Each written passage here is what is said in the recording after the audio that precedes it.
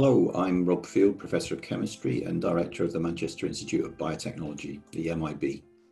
As part of the COVID Catalyst series, I've been asked to say a few words about the impacts and opportunities from a biotechnology perspective that arise as a result of the current COVID situation that we find ourselves in.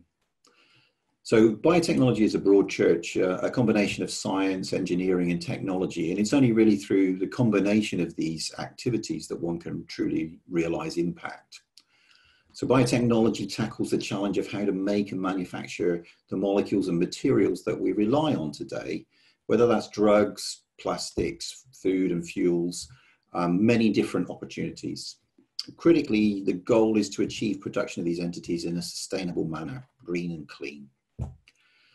So it's interesting to look back to see what have been the drivers over the last century or so in the biotechnology space. What has enabled innovation? What has been the requirement for innovation to take things forward?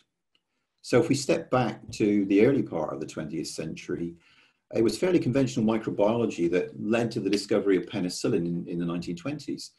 But it wasn't until the 1940s that really anything arose from that in terms of impact on human health.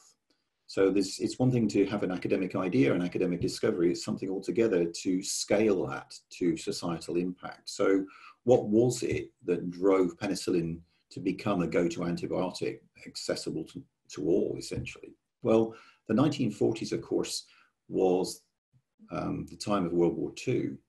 And it was the unmet need there for medicines, both for society at large, but also for soldiers and so forth, that drove that process through from academic discovery through industrialization, if you will, to get access to drugs at scale. It really was that time of global strife that caused the innovation and the integration of academic and commercial activities that were necessary to realize the potential of penicillin and the lasting impact that it still to this day has on all of us. So there's some points there that chime with the current situation we find ourselves in with COVID-19.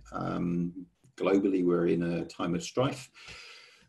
We know that we don't yet have a vaccine that can be rolled out to protect us. We know that despite governments chasing for increased diagnostics and more regular testing, we have problems both with the scale of that process and also with the accuracy of many of the diagnostics that are available as well.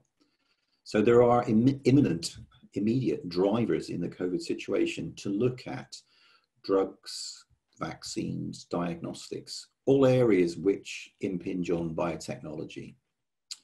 And indeed, although the COVID situation in the UK only really kicked off back in March of this year, in MIB, we already have active programs in all of the areas that I've just mentioned. So together with our associated spin-out companies and industrial partners, we've got R&D programs up and running in COVID biomarkers and new diagnostics, biocatalytic routes to make small molecule antiviral drugs, for instance. And a lot of this, again, is still dependent on that academic push with the underpinning technologies that allow us to make proteins, nucleic acids and carbohydrates as potential therapeutics. So it's a pipeline. You can't disconnect the academic discovery from the industrialization. If you really want to move quickly, you need to integrate.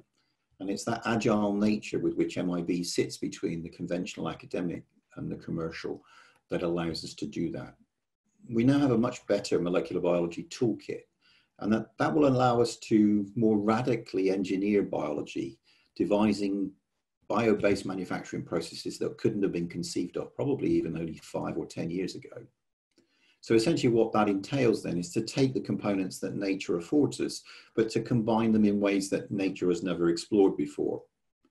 And in turn then, by looking at how you take those components and stitch together different machineries, it allows us to access new molecules and materials. So the kinds of materials that are not already in nature, they are new to nature, entities not currently known to man that could form the basis of a new generation of diagnostics and medicines, or recyclable fabrics and plastics.